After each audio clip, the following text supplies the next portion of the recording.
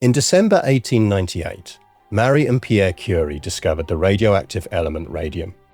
Within 15 years, people around the world were drinking radium water, taking radium baths and wearing radium watches. Today, we're going to talk about the radium craze. Hello, my name is Gareth Edwards and welcome to the Untitled History Podcast. Join me each week alongside world-leading experts as we take a deep dive into your favourite topics from throughout history. From the ancient world to the modern, and with plenty of historical rabbit holes in between, we'll cover famous and not so famous moments in history from all across the globe. The discovery of radium in 1898 opened up new frontiers of science and medicine. But the sheer difference between the behaviour of radium and every element that had been discovered before led to wild claims about its properties.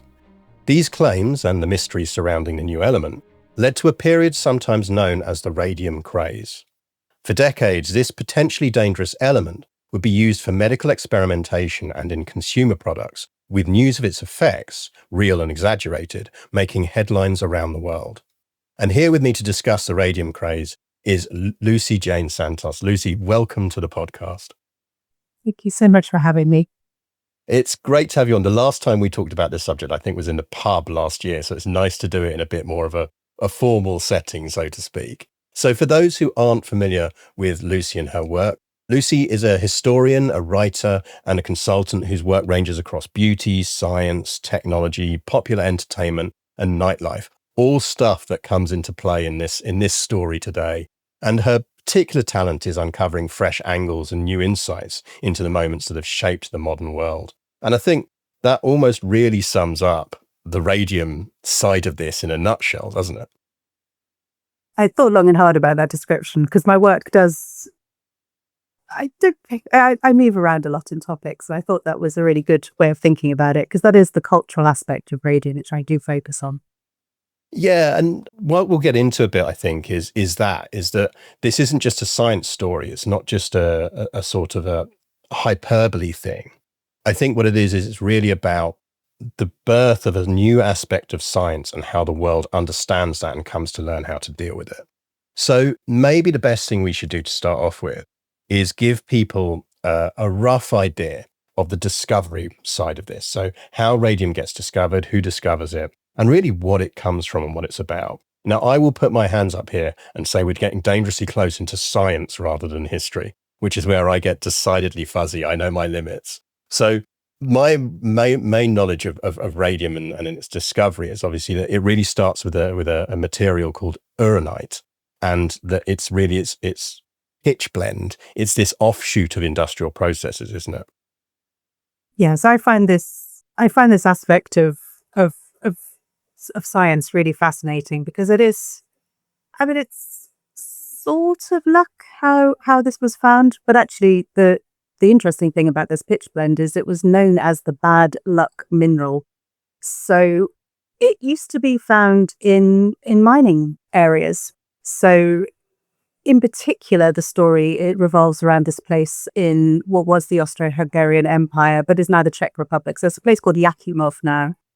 And it's the Ore Mountain Range in Jakimov, and it'd been mined since about the 16th century. And they were mining for silver, zinc, copper, all good stuff. But they kept finding this black material that, as I said, was called the bad luck mineral, because actually what it meant was when you found that, all of the good stuff had gone. So all the stuff you were actually looking for had been mined out.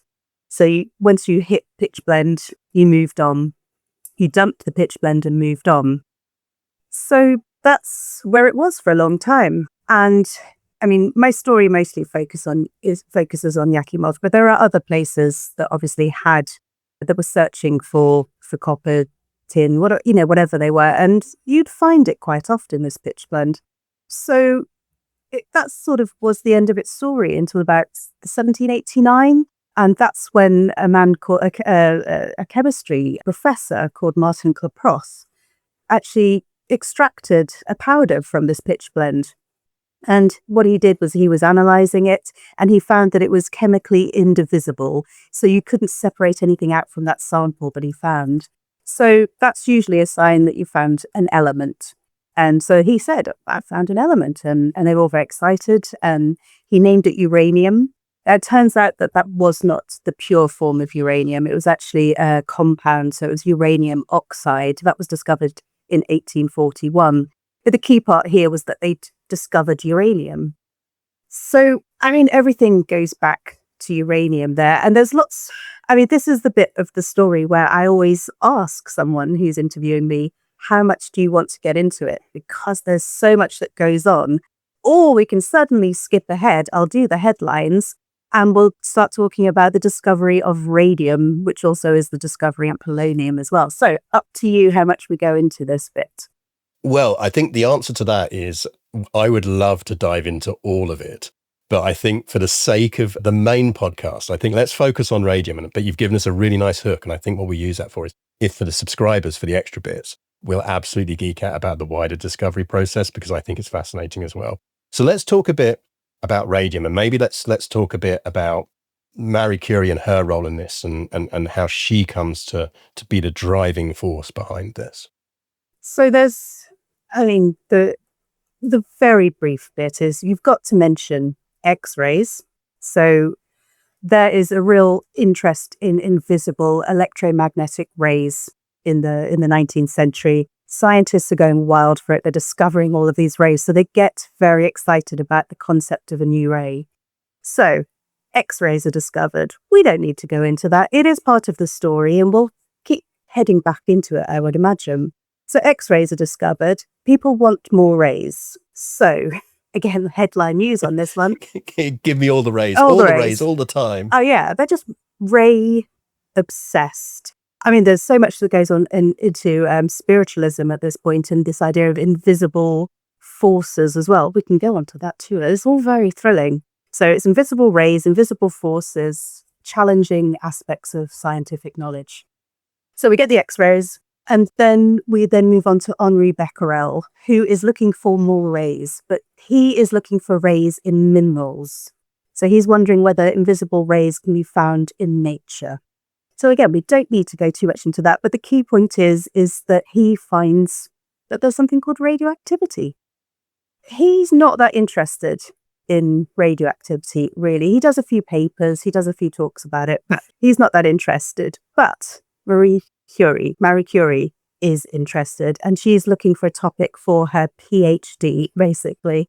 We should talk as to, we say, like, we kind of throw that bit around lightly now that she's looking for a topic for her PhD. But it's quite extraordinary the work she's had to put in to, as a person, to get to the point where she can actually be doing a PhD. I find it like, I think often, sometimes it gets overlooked that we almost deal with her and talk about her from the point of discovery onwards.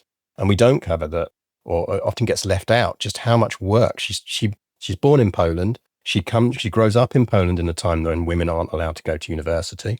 She has to go to a so-called flying university, one of these illicit universities in Russian-occupied Poland at the time. And then obviously she ends up in Paris at the Sorbonne. But to get even there to do her studies, her sister has to go first. She works in Poland to pay for her sister to study in Paris. And then her sister pays once she's completed for her to come over. And I find that fascinating, like just the level of the standard thing, that she has to do so much more work than everyone else to get to the same starting point. Yes, and the level of poverty that she lives in throughout her life as well. The level of, I don't know why I was going to use the word hustle. It's not quite the right word, is it? But the level of ingenuity. No, I think it's close. Yeah. She does. She has to. In modern terms, she's working a bunch of extra jobs to try and just get to where she can get to. Yeah, she's got lots of side hustles, of course. But yeah, her story is absolutely fascinating. And I think there's two things. I mean, one thing that we do forget, we do almost start with her, as you said, suddenly she's discovered something and that's her story. But also, I think it's remarkable to think about what she discovered at that level of her career. I mean, she's brilliant, obviously. She's worked very hard, but she is still young. This is her PhD. I mean, crumbs, to come up with what she did for that level of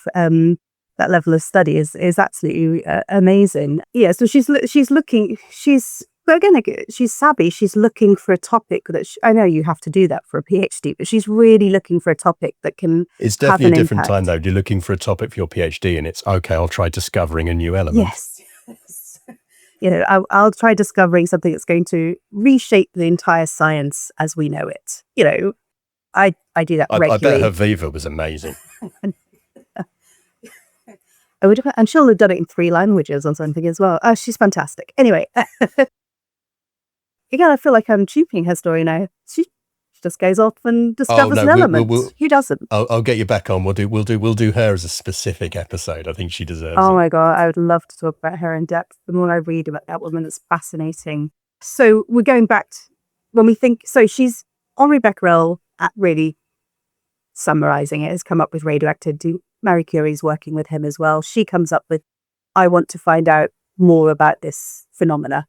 So she's testing lots of different minerals and substances to find out what gives off radioactivity. Because at that time, they've only discovered that uranium gives off these invisible rays, and thorium as well, I think, was discovered at that time. So they're looking for other things that do that. Because as I said, they're obsessed with finding more rays. This is cutting edge modern science, invisible rays. So she, using a device that Pierre Curie came up with, is measuring electrical currents, basically. So she tests loads of samples and then she comes up against pitchblende. And it's known that it's a very impure substance. I think there's 30 different things within it, including uranium, which is known. But she's testing that pitchblende and it's giving off more electrical charge. It's giving off more whatever rays, sort of radiations, I should say. I mean, rays and radiations are interchangeable words at this point. So it's giving off more of these radiations. And then should be there from its known uranium content. So she knows there's something else in there. So she, again, cheapening it, making it quicker. She does lots of scientific experiments and extractions, and then she finds there's 2 new things in there. So one she names polonium and one she names radium. Oof, done. Brilliant. 2 elements. PhD. Polonium, of course, being named after Poland, yes. Which I always love. Yes, and radium after rays as well. So as I said, radiations and rays, interchangeable words here. So yes, so we've got 2 new elements. So actually that pitchblende is fascinating because the pitchblende gives us 3 elements, and probably more actually. There's 3 that we're discussing today. And I think it's that classic thing of you've got this waste material that suddenly isn't a waste material. And we'll talk more about some of the ways this manifests later on and everything. But I do love that it almost sets off this, once the importance of this becomes known and the different properties, real and imagined, of radium start to become known. I love that you almost get people going, wait, where did we put all of our waste from that? Where did we put all of this stuff that we've just thrown away? Because obviously it's used in the manufacture of certain types of colored glass. It's been used as sort of spoil that's been put and used in road manufacture in Britain. So you almost get this period where everyone's going, hang on, where did we put all of this pitchblende? Did we just chuck all of that in the woods in big piles? We should go get it. Because the amount of radium you can get out of pitchblende is so tiny. Like we're talking like, I think it's that Marie and Pierre originally expect they're going to get like 1% out of every large chunk of pitchblende is going to be radium. And like the actual outcome is it's like 0.0001% or something. So it's like they need huge quantities of this to create a tiny single gram of even radium chloride, like not even pure radium. So like listeners, do not underestimate the level of work that's involved to create even the tiniest bit of radium in this circumstance.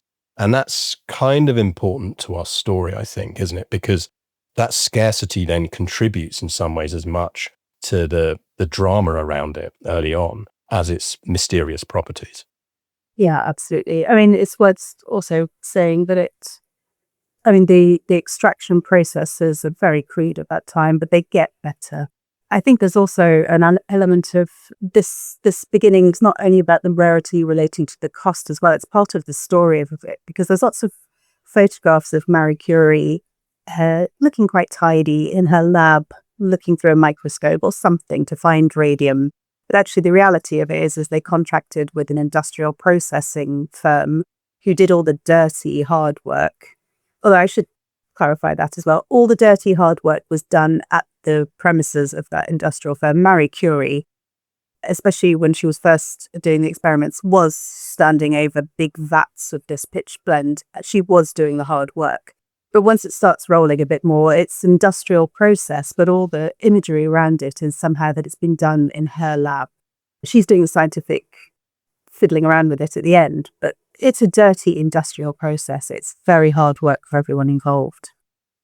And I read a really interesting paper a while back. If I can find it, I'll stick it in the show notes. But it talked about actually it's one of those things to do with the acceptable image of women doing science. So it was almost like she was allowed to be seen to be doing science because of the scale of the discovery.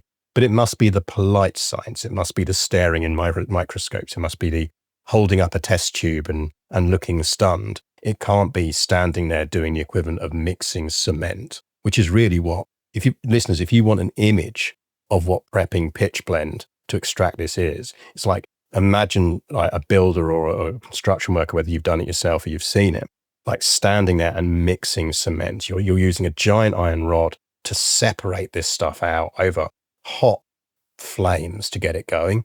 So again, it's that interesting image of like what she's allowed to be portrayed as versus what she's actually doing. So the more I think about this, the more I think we definitely need to do a full episode on her in future. I think she's such a fascinating character in so many ways. But as you say, like we're starting to get to the point now where the discovery comes out and people are becoming, there's a lot of mistrust beginning, like, because it is so different from everything out there before. But gradually there's an acceptance amongst the scientific community that this is real, that it is generating, as you say, like rays or radiation. And what are some of the kind of initial uses that it's quickly realized this might actually be good for? The first uses really are medicine. I mean, I said earlier about X-rays and how we'd keep coming back to it, that X-rays, once they'd been discovered, were really, really quickly started to be used in a hospital setting because it is really, really useful. X-ray technology allows you to see inside the human body. Hugely useful. They also discovered that if you train X-rays on the human body for long enough, it's going to burn the skin.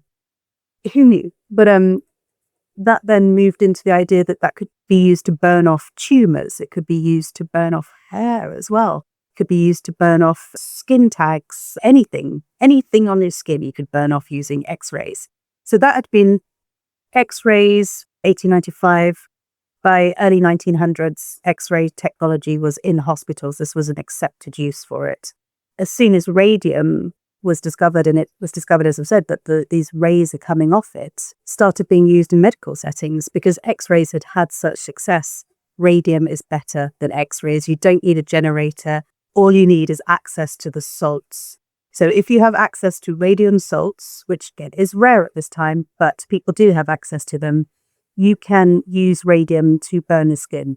And this was discovered by the scientists really early, that if you had, there's stories, terrifying stories of Henri Becquerel, Pierre Curie, all of the science names who had access to radium, carrying little vials of it in their pocket to go show off to their science mates. And then looking at their skin and going, oh, it's burnt me. Then they think, oh, I know what. Let's use this, just as they've used X-rays. I mean, it does sound horrific. It sounds almost laughable in many ways. But as I said, X-rays are so promising. And we're really thinking a lot here about cancer. This is the massive scourge of the early 20th century. There is very little treatment. I mean, you can cut it out of someone if you can access it. But then that surgical techniques at that time, not great either. Recovery rates, not great either. You don't want to be cutting into people if you can avoid it. So the idea that you could burn tumours is just, it's so exciting. And I think sometimes we forget or don't really appreciate how much of a game changer these things are promising to be at the time. I think that's absolutely true. And it's one of the things that annoys me slightly when this topic comes up a lot in some places, is gets treated as almost as a bit of a sort of, oh, weren't our ancestors stupid not to realize the danger of this stuff and all of this? It's like, well, they kind of understood the danger. They were aware of it. They didn't know the full scale necessarily of the impact that radioactivity could have over the long term, but they're not stupid. They can make the connection between a substance burning you and realizing it's probably not a good idea to have it near your skin. I mean, we'll talk about some of the theatrical uses later, but I think it's Loie Fuller, who's one of the big modern dancers at the time. And she's one of the people she's into science. She loves her science. When she hears about this, she contacts Marie and Pierre and says, can I get some radium so I can coat my costume in it? Because then I want to dance in it, pioneer of modern dance, etc. And even at that early stage, they warn her and say, no, don't do that. Like, don't do that. This stuff you've got to be careful with it. Like, they know that from the beginning. But like you say, it's a bit like lasers now. It's that suddenly radium seems to offer this way of doing really targeted interventions in terms of burning skin and burning tumors out in a period where that's very much seen as the primary way of dealing with this, because you can maybe get some of those radium salts. You can put them into a little poultice and you can attach them to the targeted area of the skin. It's almost like tactical intervention, which is seen as so much more precise than the surgery at the time. And I think you're right. I think we really have to acknowledge that, don't we? Yeah, absolutely. And again, I think, reiterating that people did know. So Thomas Edison, for example, he had been so excited by X-rays. I mean, Thomas Edison, consummate showman, he saw the possibility of X-rays as a way of advertising himself, essentially, because that's what he's always doing. But yeah, so he was displaying X-rays. He invented something that was a sort of modified X-ray generator called fluoroscope. He commercialized that within months of X-rays being discovered. I mean, he had a huge team of people, I should say, not just him himself. But he was doing exhibitions of it. I mean, his assistant was actually the first person to die in the US from overexposure to radiation. And Thomas Edison knew very early on that there was something really quite dangerous here. And when radium became popular, he was like, I'm not touching this stuff. Nope, I've had my fill with X-rays. I'm not doing this. So he knew about it. Röntgen, who discovered X-rays, he was very careful around X-rays. But then you see little variations of it. William Crookes was messing around with radium a lot. He seems to have been quite blasé about radium. I've been to the Royal Institution to view his diaries and his workbooks. They are very radioactive because he would just be putting radium salts on his workbook and then sort of brushing it off and all sorts of things. So, you get different, I mean, like in anything, you get different levels of caution. But the underlying theme, I think you can see, is that there's this feeling that although this is untamed power, untamed energy, science can tame it. That as long as there's this fight to understand what's happening quick enough to be able to control it, to be able to tame it. And I think you can see that with Marie and Pierre Curie. Pierre Curie dies in 1906, so he's sort of out of that story fairly early on. But there's almost a rush to understand, to tame, so you can launch this for human benefit. But yes, as they all soon discover, radioactivity is not tameable. It's not an easy to, once you understand it, you've still got problems. Yeah, I think one thing I find fascinating when you dig into it and you look into everything is it's very much, it's almost the long term, it's the long tail stuff that they don't really recognize. That's that they see cause and effect. Understandably, it's how we work in all of these things, is that you see the initial effects and you go, okay, well, that's probably the total effects. So if it's burning me, if I move it away from my skin, then I'm fine. What they're not realizing necessarily is the dangers of long-term exposure. And that's obviously a story that we hear again and again and again as human beings through society. It's true with smoking. It's true with AI in a different way, but in similar ways. Like, it's only as time goes on that you really understand the long-term effects of things. And listeners, I think that's something to bear in mind as we're talking about this. Please do, is that everything we're going to talk about next and some of the uses and the ways in which people use radium, they're not doing it in a position of ignorance. They're doing it from a position where they think they've worked out most of the properties of this thing. And it's only really as time develops that we start to see what the full properties of this thing are. So Let's maybe talk a bit about some of those other uses. So let's talk a bit about theatre, because I think this is one of the most overlooked aspects of radium and some of the initial uses or potential uses that people are trying to find for it.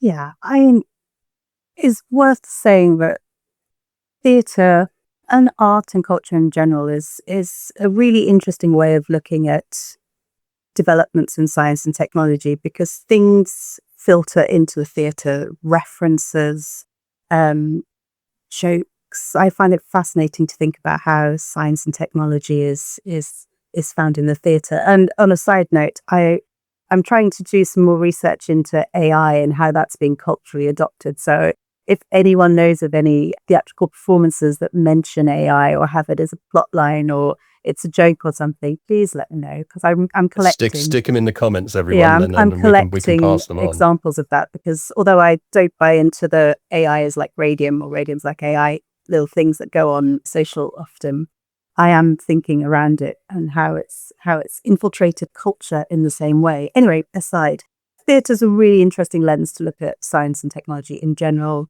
Might come back onto electricity, that goes into the theatre very quickly as well. But radium does too. So you get this. Actually, let's talk about that in context, because you're right. It's a really useful context for this, because we're not really into the level yet where electricity is seen as a full household commodity. It's not everywhere. It's still in itself a little bit dangerous, isn't it? And that's actually one of the early ways that radium is seen as an option, because we've not really talked about the fact that radium glows. Yes. And that is where it comes into the theatre, because although, yes, they do start mentioning it as jokes and it comes into songs and music and things like that. It is that property that it glows in the dark that really interests theatrical performers. So radium, again, we're talking about the radium salts here. One of this, I could go off on so much of this and so many tangents. Radium salts look quite boring, really, but Marie and Pierre Curie discovered that at night they glow. Just a faint glow. Let's not get over carried on. This isn't like sort of Homer Simpson glow. It's just a faint glow. And this is all around the rays triggering, I forgot what it's called. But anyway, it glows a little bit. So it was soon discovered that if you put a little sticky substance onto these radium salts, you could make radium paint. This is the theory here. Now, glow-in-the-dark paint is not a new thing. It's been used in theatrical performances before. This is a phosphorescent paint. They all required some sort of external source to make it glow. So you'd have to expose it to light, and then you get a little faint glow for a time. So it's really interesting for theatrical performers to have a substance that doesn't need triggering, that just glows for any length of time in the dark. So we start seeing performers trying to access that. Now, we've already talked about Loie Fuller. Loie Fuller is a pioneer of modern dance, but she is also a pioneer of science and technology in dance as well. She is a fascinating character. We should absolutely do an episode on her at some point as well, because she is amazing. I've been trying to write a biography of this woman for years because she's fascinating. But she, again, I always feel like I need to correct a little perception about her, because there's this idea that she just wrote to the Curies out of a random whim. Yes, she was interested in science technology. She also had her own laboratory. She was working on this. She visited Thomas Edison at Menlo Park to ask about things. She was in contact with all the scientists to ask about how she could use new technology, new elements, new scientific discoveries in dance. Pierre Curie helped her set up her lab. She had a troupe of dancers that worked in her labs when they weren't dancing. This is a fascinating woman. So she wanted to use radium salts in her dances, and this is all to do with the effect of what would happen on a stage when you lower the lights and you could have someone standing, glowing, shining. I mean, it's fascinating to think about. She's not the only person that's thinking around this. There's also, in the US, there's also a producer called F.C. Whitney. Now, he's doing a play on Broadway at the Casino Theatre in Broadway, and it's called Piff, Paff, Puff. is not to do with radium. It's not to do with glowing. It sounds actually quite boring. I have read the play. It's not really interesting at all. But he needed a hook. He needed something to get bums on seats. And he decided that he was going for a glow-in-the-dark finale. So they commissioned a piece called The Radium Dance. Again, nothing particularly to do with radium. It's just a plinkety-plonkety little number. You can listen to it on YouTube, actually. Someone's played it on YouTube. Oh, we'll put that in the show notes, and I didn't realize you can listen to it on YouTube. It is quite fun. I mean, I'm not well into my early 1900s music in general. It's a little early for me. I like my 1930s music personally, but it's not a very interesting play. The song itself isn't particularly interesting, but the effect that they do. So they've got a group of dancers called the Pony Ballet. There's always so many contexts to this. So the Pony Ballet are huge at this time. They are really famous, and pony ballet dancing is like a synchronized. I always feel like I've gone slightly like I'm just lying to you. This is all a fever dream. Pony ballet dancing, and there's lots of treeps doing it at this point. They're doing synchronized dancing that looks a bit like the movement of horses. And the Pony Ballet are a British troupe who've been shipped over from England. There's 8 of them. They're all young teenage girls. They all do this synchronized dancing. And for Piff Paff Puff, they do several performances. But for the finale, they come onto the stage is darkened, and then suddenly they're glowing. So they're dressed up in caps and little outfits that have glow-in-the-dark pom-poms.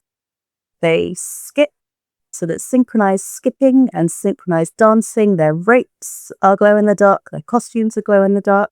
I think the orchestra conductor has a glow-in-the-dark baton. And they dance with this little song. And, the crowd goes wild. It's really exciting for people. Again, I always feel like it's a fever dream when I talk about this. But yeah, it's really exciting. And it turns that performance, the Pony Ballet, this particular group of women, into, superstars, really. They tour all around America. They go back to England. So they're treated really as heroes when they arrive. Their earning power grows. Oh, it's an absolutely fascinating story. And it's all down to radium. So we've got Loie Fuller doing her dancing. And again, Marie Pierre Curie wouldn't give her the radium. She tried to get it from somewhere else. I don't think she ever managed to. There are some indications. I've been to New York to read her notebooks and her diaries at this point. There is some indication that she may have been able to extract radium from pitchblende herself, but no proof of it. So I want to know. I don't put it past her. The Curie, she was definitely that kind of character. Yeah, and the Curies hadn't patented their method of extraction, so it was freely available to learn how to do it. She was nothing but determined, but there's no real evidence anyway. But she did do, in 1904, she did do a glow-in-the-dark radium dance, but nobody knows how she did it. And that's the key thing here. Nobody knows how any of them really did it. So even F.C. Whitney, he supposedly got his radium paint for these costumes and the baton and the ropes, skipping ropes, from someone called Lester Gardner. And Lester Gardner is the first person really who says, I can make radium paint. He does a whole event called the Sunshine Dinner for alumni of MIT, where they glow in the dark everything, glow in the dark balloons, skeletons. Oh, it's absolutely wild. There's even said to be like the founder of MIT skeleton in the corner that has been painted with this glow-in-the-dark substance. Anyway, Lester Gardner says he's got glow-in-the-dark material. Someone writes for the New York Times saying he does not. He gets his lawyer involved in it. So there's all these big discussions about whether or not these are real radium salts, which only adds to the excitement around them. So this is all. That's it, really. Yeah. I think, because even when people, because as you said, like fluorescing light is a thing. People will use phosphorus or phosphorus-based substances to do it already in the theatre. That stuff you have to expose light to get it to work, but it does work. And the reality is, for an audience, they don't necessarily know where the source of the glow in the darkness. They just know the thing is glowing in the dark. And I always find that almost not an overlooked element, but an element that's worth commenting on, is that this is the cultural impact of the discovery of radium, is that even though it's so hard to get, even when people can't get real radium, they're almost coming up with ways of faking the effect, because the draw, the impact of saying, oh, we've got some radium in our production, or this item is made with radium, even just that as a name is enough to get people to either come through the doors or buy it. And I think that's really good sign of just the impact this has. Well, let's talk a bit about some of the we've talked about the theatre, which I think is overlooked. We can't not talk, I think, about spas. So let's talk briefly about spas and how they come about. And again, listeners, bear in your mind here that what you've got to come from the perspective of thinking is people are thinking that radium has these amazing healing properties, don't necessarily understand it, but bathing in it, because we've already talked about exposing your skin to it, that bathing in it might bring properties.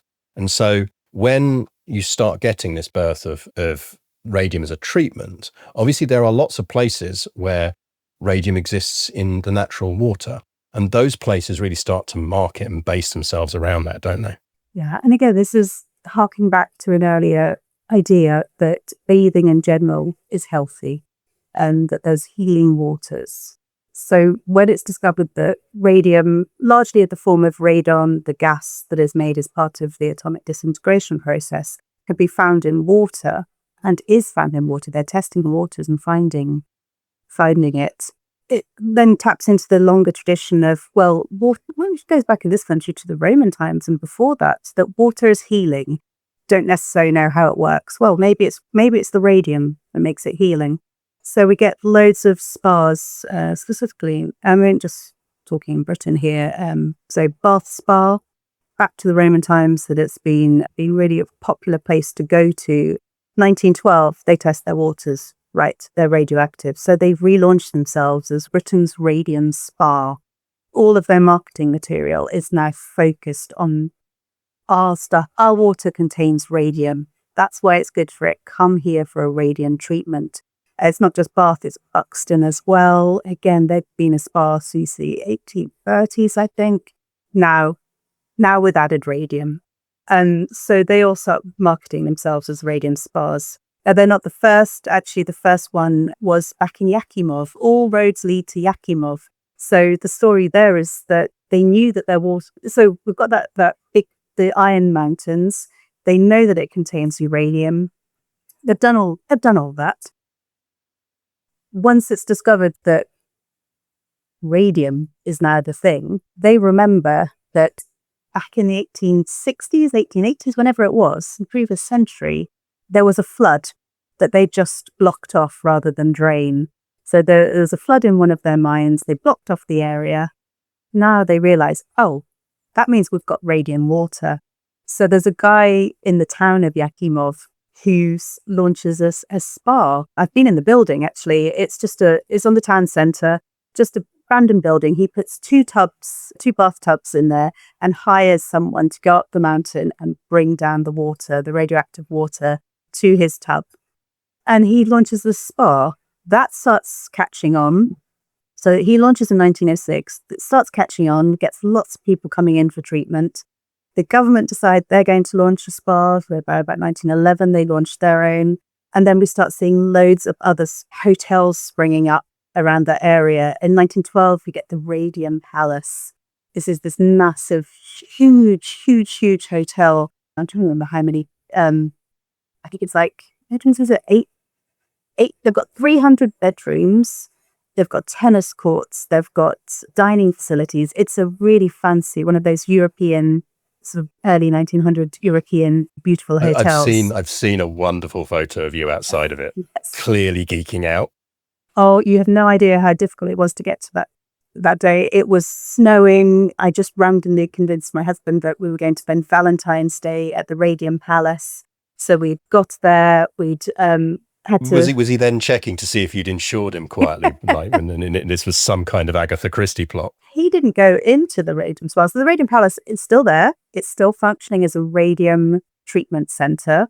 So I actually did go there, not just to geek out at the place, which I did plenty, but also I went to have a treatment there as well. So I had a radium bath at the Radium Palace, and you have no idea how excited I was. It was literally the most excited that anyone's ever been about anything. But yeah, it was really interesting to experience it. And also, I think, again, just going back to the idea that it does all sound rather wild, but there are no better treatments at this point, and for a lot of things that people are worried about. So this isn't necessarily tumors that they're looking for help here. So you've got the burning aspect of radium, which is usually called radium therapy at this point. But what we're looking at here is mild radium therapy. So this is using the radon, so using the gases. And the idea here is that if you inhale it, if you bathe in it, if you drink it, basically the idea here is that it triggers something in your metabolism that helps with whatever it is that you are looking for help from. And it's taken very seriously. This is not a fringe medical thing at this time. There's lots of journals. It's been really discussed very seriously in all the mainstream medical stuff. You get articles in the BNJ, all of these things. But it is also then tying in with that longer spa history as well, which again sort of is becoming less mainstream in the 1900s. So we've got all of that going on. Yes, so we start seeing spas springing up everywhere, and they are very, very popular.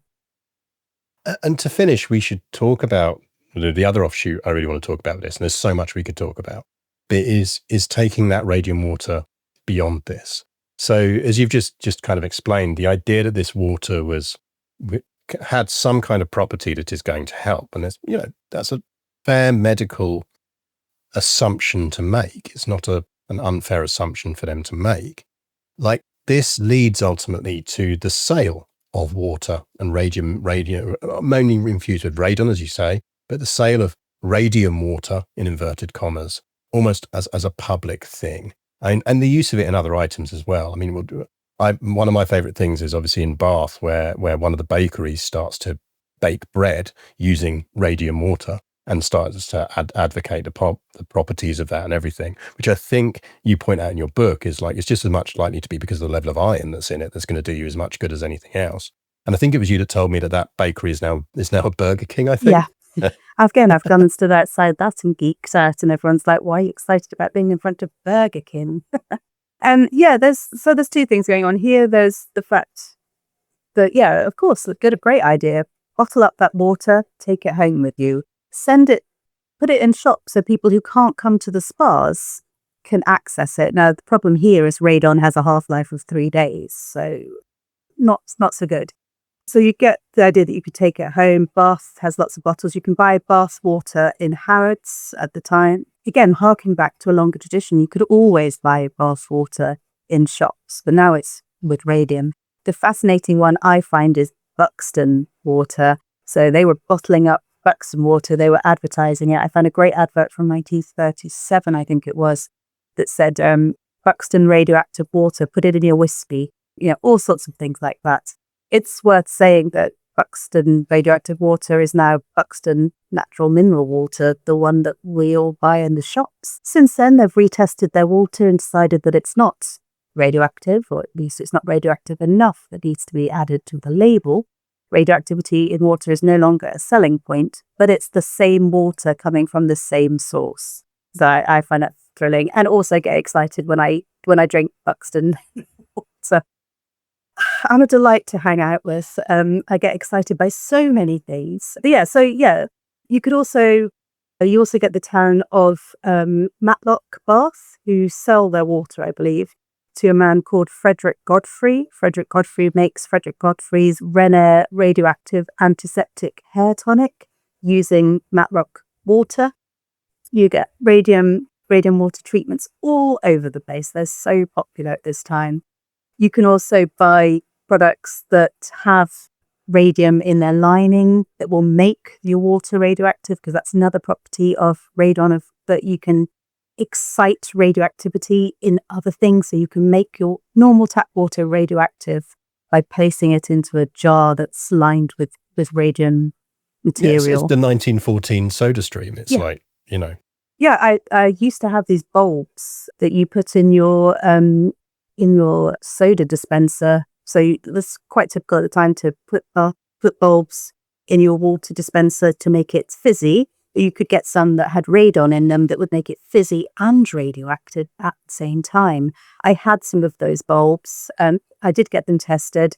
They are highly radioactive. They've got some sort of radioactive substance in them.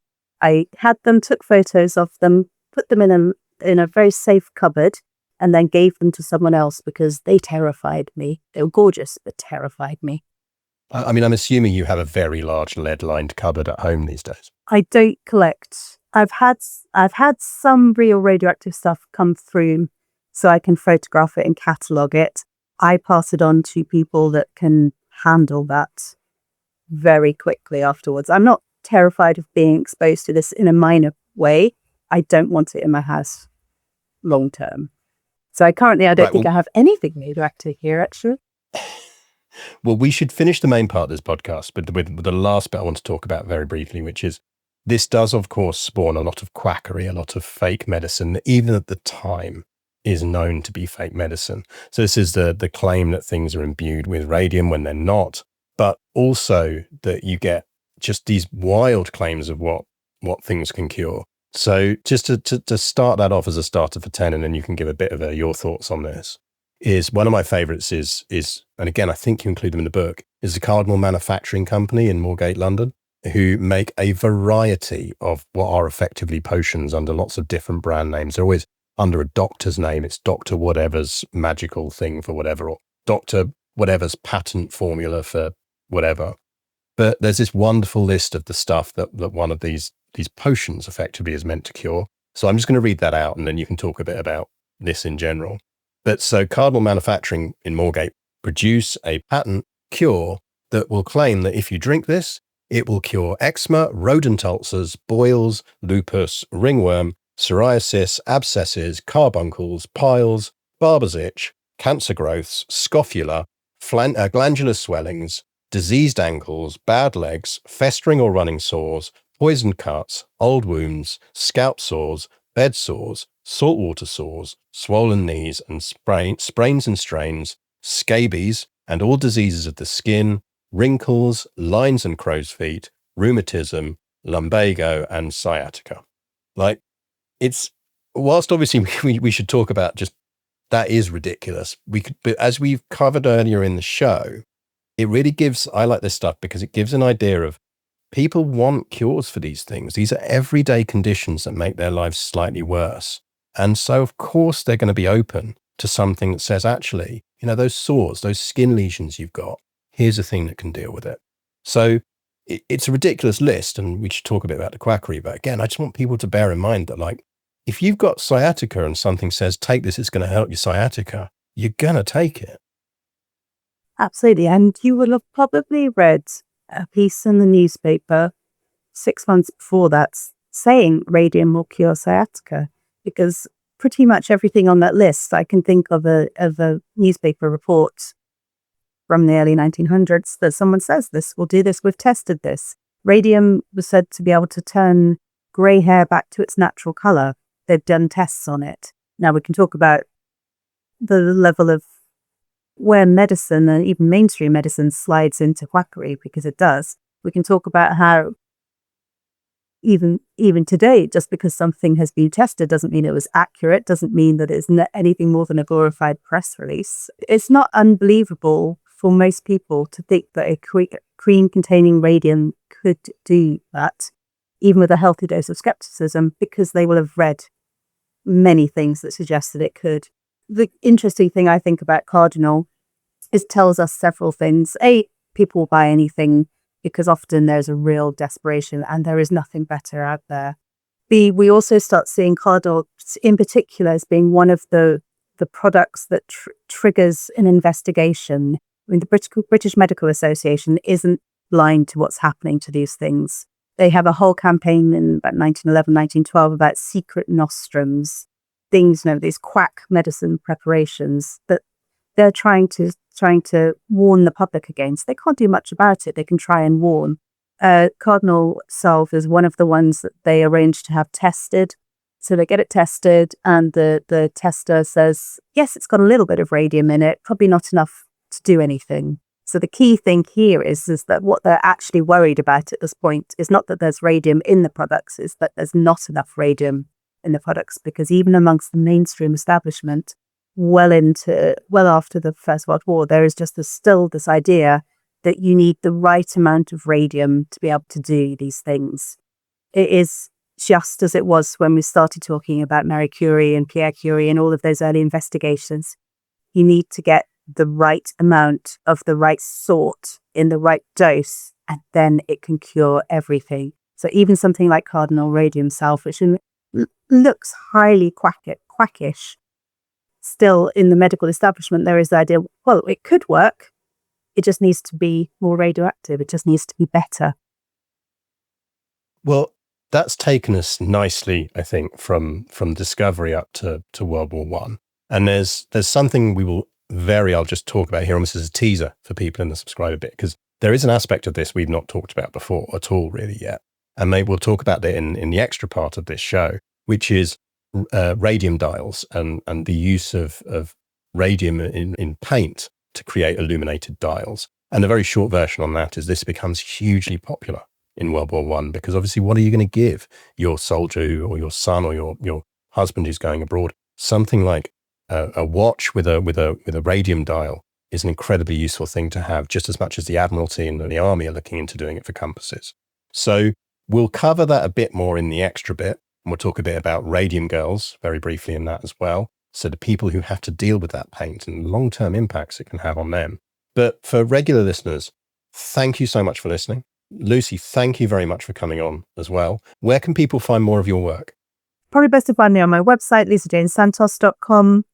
I've got 2 books that look at this topic. So it's Half-Lives, The Unlikely History of Radium, and Chain Reactions, A Hopeful History of Uranium. And those both sort of, the uranium one came out afterwards, sort of a prequel, sequel, because obviously uranium is the original. I also have another book coming out later this year, which is on a totally different topic, and it's called Nobody's Perfect, The Making of Some Like It or Hot. And although I do say it's a totally different topic, this is late 1950s America. This is the atomic age. And I've been really thinking about Some Like It Hot as a way of looking back at anxious population, looking back to a nostalgic period where all you had to worry about was gangsters, not atomic energy, not atomic bombs, just run-of-the-mill Al Capone. So it is all linked. And I want to give a personal plug for Half-Lives. I think it's such a good book. It's one of my favorites. It's so readable. So it really is great at covering, as I said at the top of the show, science is not my strong point, and it leads nicely in through the science. So you understand why they're looking at this and why they're doing things. And all the things we talked about today, that it would be really easy to dismiss all of this stuff, and it shouldn't be dismissed. There are reasons why people do these things and they think about it in the way they do. We didn't even touch on the links to homeopathy that kind of come through in that. So, but regular listeners, thanks for listening. As usual, if you want access to the extra bit that is Lucy and myself about to geek out a bit more about radium, then go to untitled-history.com and you can sign up as a subscriber there. Please, please, please don't forget to recommend this podcast to other people, both online and in person. Word of mouth is huge for podcasts. And of course, don't forget to rate us and comment on Spotify, on YouTube, on wherever you're listening. That kind of stuff helps us get into the feeds of people naturally, and people then can discover the podcast better that way. So thanks very much for listening. And if you'll excuse us, non-subscribers, Lucy and I are now going to geek out a little bit more about radium. You've been listening to the Untitled History Podcast, a Battle Guide production. If you've enjoyed this episode and would like to support the podcast, why not head over to our dedicated supporter page? There, for the cost of a cup of tea, you can decide which subjects we cover next, get access to exclusive behind-the-scenes content, and join a community of like-minded people. Thanks for listening, and we'll see you next time.